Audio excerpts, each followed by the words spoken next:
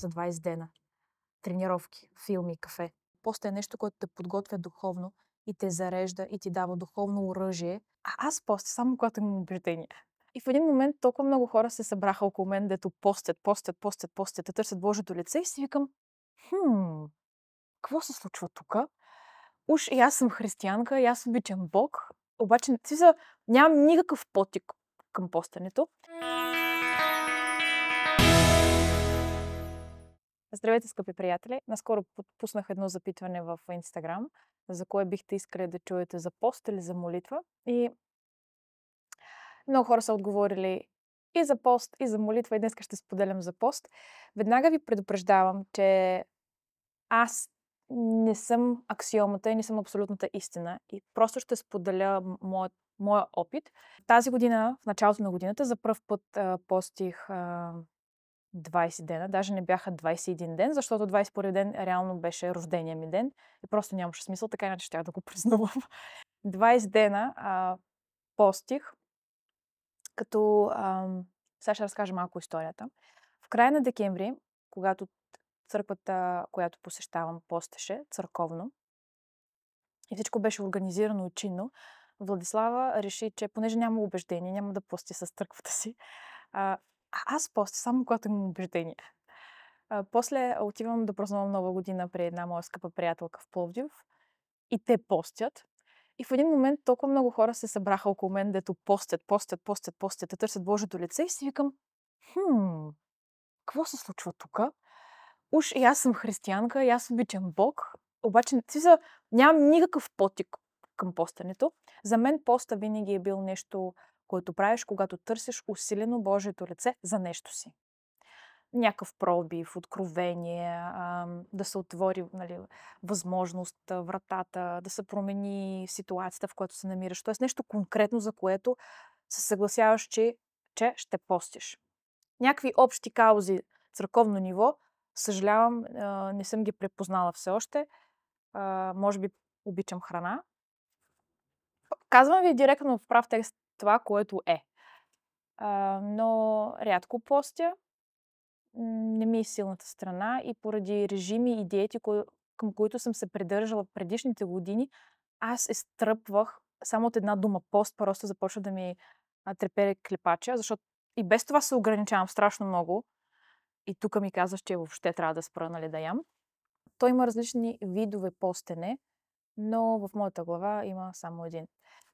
Започнах да постя на 6 януари и свърших на 20 януари 2025 година, като знаех, че графика, в който работя и неща, които правя, са много.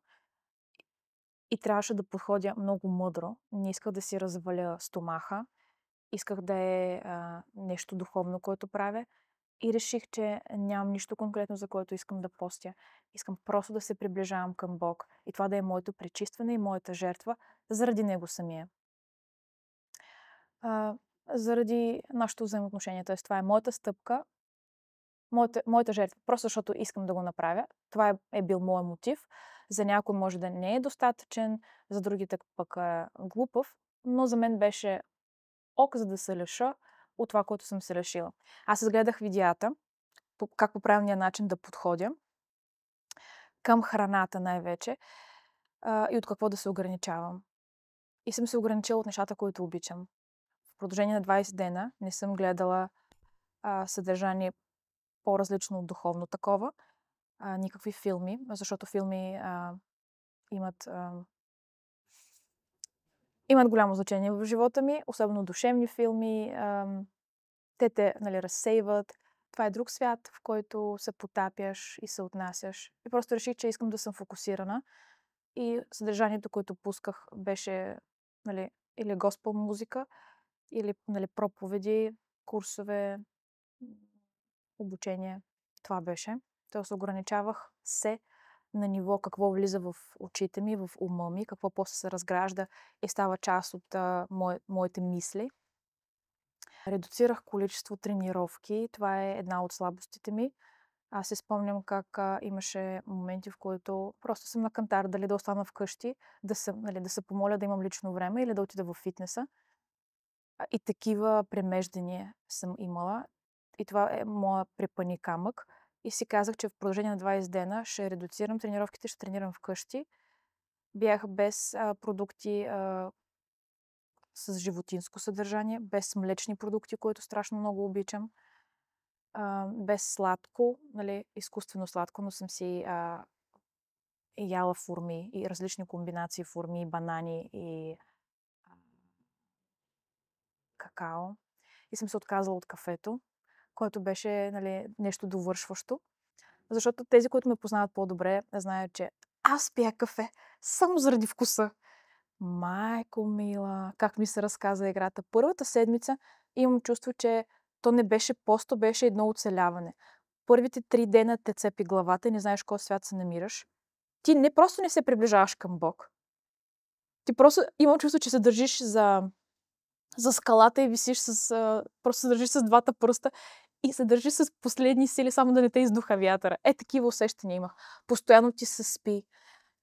Чисто психически мислиш, че вече си ограничен, че не можеш да ядеш това или онова.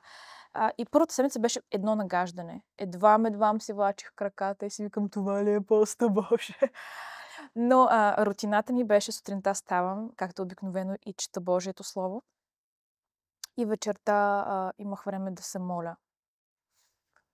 Редуцирах социалния си живот, излизания, нали, тренировки вкъщи, гледах постоянно след работа да се прибирам вкъщи. Да няма приятели, това да е във време аз е Бог. Колко ми се получи, не мога да ви кажа. Това беше моят пръв такъв пълен, сериозен пост, нали, не еднодневен. И преди съм постила като групов пост, нали, в подкрепа на някаква кауза, просто защото църквата пости. За изцеление за някой приятел. Тоест в такива постания съм участвала, но може би така осъзнато и подготвено съм подходила към поста за пръв път. Аз съм седнала и съм си написала графика, какво може да се яде, какво не. Това означава, че си подготвен и имаш храна вкъщи, което ме задължаваше да готвя. Нещо, което не обичам. Но много пъти съм казала, че по време на поста мисля за храна много повече, отколкото когато не постя, защото така ядеш. Нас ни хранят в училището. Така ядеш храна, нали, отвън, може да някъде да си купиш храна. Да, общо взето съм се ограничила от неща, които обичам, за да има жертва. Но не съм ходила гладна, за да издържа тези 20 дена. Какво целя с това видео, което не е напълнено много с съдържание като цяло? Това по-скоро е влог, дневник. Просто споделям опитността си. Беше ли идеално? Не беше. Но искам да ви насърча, че даже малките крачки, които не са съвършени, и аз си позволих да не съм съвършена. Беше до някъде насляпо, до някъде съм следвала крачките, съм постала по едно също време с една от църквите, гледала съм някакви видеа, участвала съм в някакви молитви, т.е. беше напипване. И аз вярвам, че с практика ще стана, нали, по-добра и по-фокусирана и по-целенасочена, но това беше и моят път. И вярвам, че има нужда да се споделят несъвършени неща. I'm not that kind of person that knows it all. Просто искам да те насърча където и да си. Аз вярвам, че Бог вижда жертвата и вижда отношението на сърцето ми. Това беше моята крачка и стъпка. Да не искам от Бог абсолютно нищо, но да жертвам онова малкото, което имам, храна за 20 дена, тренировки, филми, кафе, да се приближа към Него. И аз вярвам, че това има тежест и сила и това казва, нали, за отношението ти. В случая за отношението ми към Бог, за отношението ти към когото и да е. Просто насърчавам. Даже да не е идеално. Подходи с мъдрост, разучавай този въпрос и го направи. И аз съм сигурна, че има страшно много пастори и църкви, които ще те опътят и ще ти помогнат в това предизвикателство. Но поста е нещо хубаво и добро. Бъди подготвен. Поста е нещо, което те подготвя духовно и те зарежда и ти дава духовно оръжие. После, като дойдат битки в живота ти, трудните ситуации, ти вече имаш изградена преса, плочки. Знаеш по какъв начин да застанеш в коя стойка, защото вече си го извоювал там в пост. Искам да те насърча да продължиш напред, да не се отказваш само защото не е идеално, но да го направиш, защото имаш кауза. Имаш кауза да го направиш. Богът е достатъчен като кауза да го направиш заради него самия. Постът е нещо, което те подготвя за бъдещите ти битки. Бъди благословен!